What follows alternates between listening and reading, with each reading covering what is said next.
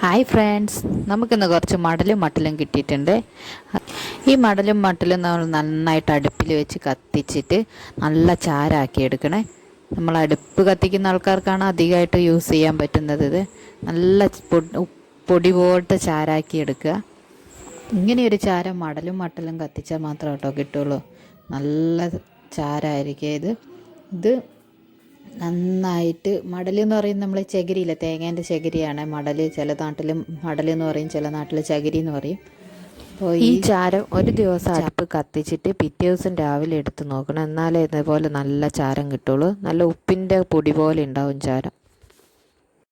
ഇത് കൈ കൊണ്ട് തന്നെ ഇങ്ങനെ പൊടിച്ചെടുക്കണം കേട്ടോ. കുറേ ഇങ്ങനെ പൊടിച്ച് കുറേ നമുക്ക് ചാരങ്ങൾ പാത്രത്തിനകത്ത് ആക്കിയിട്ട് വെള്ളത്തിൽ കലക്കി വെക്കണം.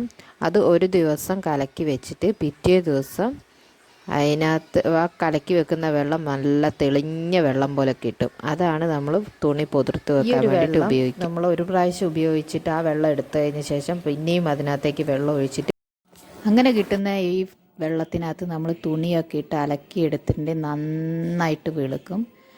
അതിനാണ് ഈ ചാരം. പണ്ട് കാലത്തൊക്കെ ചാരം ഉപയോഗിച്ചിട്ടാണ് സോപ്പും സോപ്പ് പൊടിയൊന്നും ഇല്ലാത്ത കാലത്ത് പണ്ട് കാലത്തുള്ള ആൾക്കാർ അലക്കിക്കൊണ്ടിരുന്ന സാധനമാണ് ചാരം. ചിലപ്പം സോപ്പ് പൊടി ഉപയോഗിച്ചിട്ട് കൈയൊക്കെ പൊട്ടുന്ന ആൾക്കാരുണ്ടാവും. അങ്ങനെയൊന്നും ഇതിനൊരു അലർജിയോ കാര്യങ്ങളോ ഒന്നും ഉണ്ടാവില്ല. നല്ല എല്ലാ തുണികളും അലക്കാൻ പറ്റും. പിന്നെ ചില ആൾക്കാർ ചില തുണികളൊക്കെ പുഴുങ്ങി അലക്കാറുണ്ട്. അതിനകത്ത് ചാരത്തിൻ്റെ വെള്ളവും കൂടി ചേർത്ത് പുഴുങ്ങി അലക്കുകയാണെങ്കിൽ നന്നായിട്ട് വെളുക്കും. തുണീനകത്ത് എന്തെങ്കിലും കറകളോ കാര്യങ്ങളോ ഉണ്ടെങ്കിൽ അതൊക്കെ പോയിക്കോളും. ഈ വീഡിയോ ഇഷ്ടപ്പെട്ടിട്ടുണ്ടെങ്കിൽ ഒന്ന് സപ്പോർട്ട് ചെയ്യുക. Thank you.